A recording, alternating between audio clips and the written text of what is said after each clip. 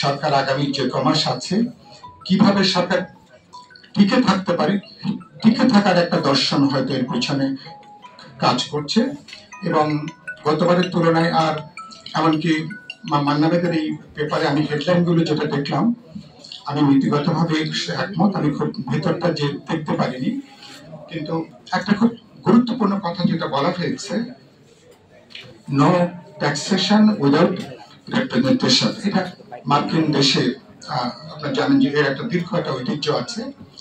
প্রথম যখন মার্কিনেরা যখন ট্যাক্স যখন ইম্পোজ করতে চাইল, তখন সেখানে কথাটা এসছে, আমার যদি প্রতিনিধিত্ব না থাকে সরকারে, আমি কেন সরকারকে আমি ট্যাক্স আমি দেব। সেটা এখন পরে দুনিয়াব্যাপী এই বার্তাটা ছড়িয়েছে। এবং এখন মানুষের দিক থেকে কথাটা খুবই পরিষ্কার, যে সরকার ন্যূনতম সেবাগুলো দিতে পারছে না, প্রতিদিন সামাজিক নৈরাজ্যের বিস্তার ঘটছে, প্রতিদিন নানা ধরনের অনাচারের জায়গাটা পড়ছে, এবং যে সরকারের কোনো জবাবদিহিতা নাই। এই সরকার কোনো জবাবদিহিতা আছে? এই সরকার, আমি জানি না যে লন্ডন বৈঠকে বিএনপির অ্যাক্টিং চেয়ারপারসনের সঙ্গে আলোচনাতে তারা কি অগ্রিম, পরবর্তীতে অনুমান করা যায় বিএনপির নেতৃত্বে যদি সরকার গঠন হয়, সেই সরকারের কাছে তাদের অগ্রিম কোনো কিছু অফার করার ছিল কিনা, এবং তাদের যেটা হয়তো এখনই হতো বা সবটা হতো বা জানার সুযোগ নাই মিডিয়া, এবং তারা এই সরকারের সমস্ত কিছুকে পরবর্তী পার্লামেন্টে জনগণকে, জনপ্রতিনিধিদেরকে র্যাটিফাই করতে হবে, এন্ডোর্স করতে হবে, তাদের একটা সম্মানজনক নিরাপদ এক্সিটও তাদেরকে নিশ্চিত করতে হবে। তাহলে এই সরকারের অ্যাজ এখন কোনো জবাবদিহিতার জায়গাটা নাই।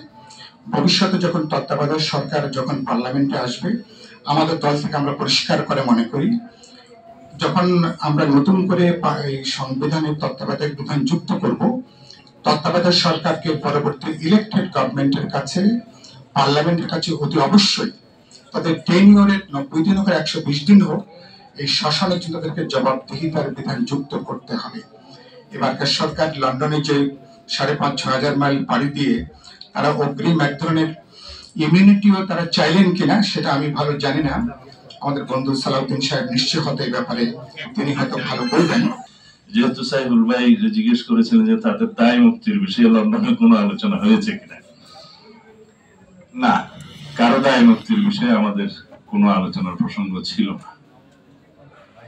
উপদেষ্টা পরিষদ গঠিত হয়েছে, ইন্টারিম গভর্নমেন্ট, কনস্টিটিউশনাল লেজিটিমেসি আছে, আর্টিকেল 106 অনুসারে, সুপ্রিম কোর্টের অ্যাডভাইজারি রুল অনুসারে তারা গঠিত হয়েছে। অন্তর্বর্তীকালীন সরকারের প্রধান উপদেষ্টা এবং উপদেষ্টা মন্ডলী।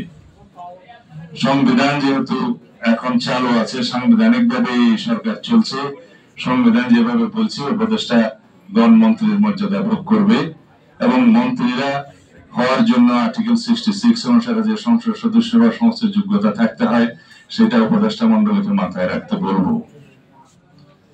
সেখানে কিন্তু বিদেশি নাগরিকত্বের বিষয়টা অনুমোদন করা নাই, এবং আরো অন্যান্য বিষয় আছে। আমি এই বিষয়ে আজকে কিছু বলবো না। সুতরাং কনস্টিটিউশনালি আপনাদের এই সরকারের রেটিফিকেশন লাগবে ইন দ্য নেক্সট পার্লামেন্ট, এটাও আপনারা মাথায় রাখবেন।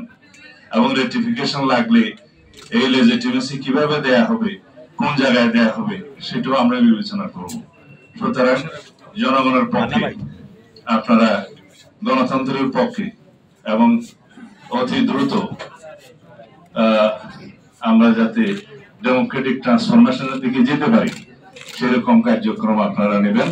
এবং সেই হিসাবে লন্ডনের আলোচনার সূত্র ধরে যে সিদ্ধান্তটা হয়েছে সেটা খুব শিগগির ইলেকশন কমিশনে যথাযথ প্রক্রিয়ায় কমিউনিকেট করবেন বলে আশা করি, যাতে ইলেকশন কমিশন জনগণের সামনে বলতে পারে যে তারা সরকারের কাছ থেকে একটা পরামর্শমূলক বা নির্দেশনামূলক মেসেজ পেয়েছে। মানে আমরা যে একটা বৈষম্যহীন বা বৈষম্য বিরোধী বা যতক্ষণই সম্ভব বৈষম্য কমাতে পারি এইরকম সমাজ অর্থনীতি করতে পারি, সেটা তো সত্যি। ওভার দি ইয়ার্স, 1 বছরে হয়তো হবে না, একটা সরকারের আমলে হয়তো হবে না, কিন্তু সময় লাগবে। কিন্তু আপনি যখনই যাত্রাটা শুরু করছেন তখনই morning will show the day আপনি কোন দিকে যাবেন। এত যে বড় বড় কথা বলেছে সেটা করেনি।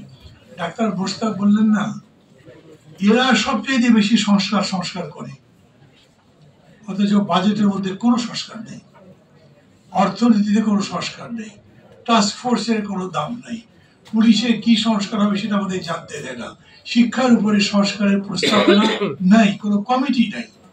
তো সংবিধানের সরকারটা কি?